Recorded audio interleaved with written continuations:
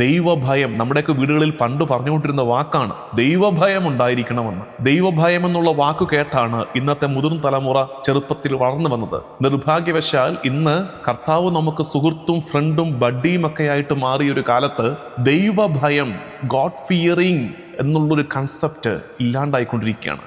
ദൈവഭയം വേണം. ആ ദൈവഭയം അതൊരു പേടി എന്നതിനേക്കാൾ it's A kind of reverence, sense of reverence ആണ്.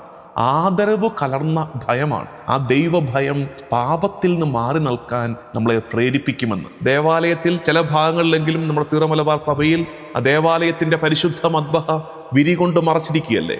വിരി കൊണ്ട് മറച്ചിട്ട് സർവാധിപനാം ആലപിക്കുമ്പോൾ ഈ വിരി തുറക്കുകയല്ലേ. കർത്താവ് തൻ്റെ ശരീരമാകുന്ന വിരിയിലൂടെ അവൻ്റെ ശരീരം തകർത്തിട്ട്, ശരീരം കീറിയിട്ട് ആ വിരിക്കുള്ളിലൂടെ നമുക്കായി നവീനവും സജീവമായൊരു പാത തുറന്നിരിക്കുന്നു.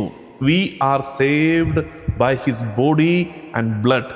അവൻ്റെ ശരീരം തകർത്ത് അവൻ നമുക്ക് വേണ്ടി, ശരീരമാകുന്ന വിരി പകുത്ത് അവൻ നമുക്ക് വേണ്ടി പുതിയൊരു വഴി തുറന്നിട്ടെന്ന്. വിശ്വാസ വിഷയങ്ങളെ താല്പര്യത്തോടെ, സന്തോഷത്തോടെ പഠിക്കാൻ തിരുവചനത്തെ, തിരുസഭയെ, വിശുദ്ധ കൂദാശകളെ, പ്രത്യേകിച്ച് പരിശുദ്ധ കുർബാനയെ ആഴത്തിൽ മനസ്സിലാക്കാൻ ലഭിക്കുന്ന ഈ അവസരം പോൾ റിട്രീറ്റ് ഓഗസ്റ്റ് 20 തൊട്ട് 23 വരെ നടത്തപ്പെടുമ്പോൾ അതിൽ പങ്കെടുക്കാൻ നിങ്ങൾ ഏവരെയും സ്നേഹപൂർവ്വം സ്വാഗതം ചെയ്യുന്നു.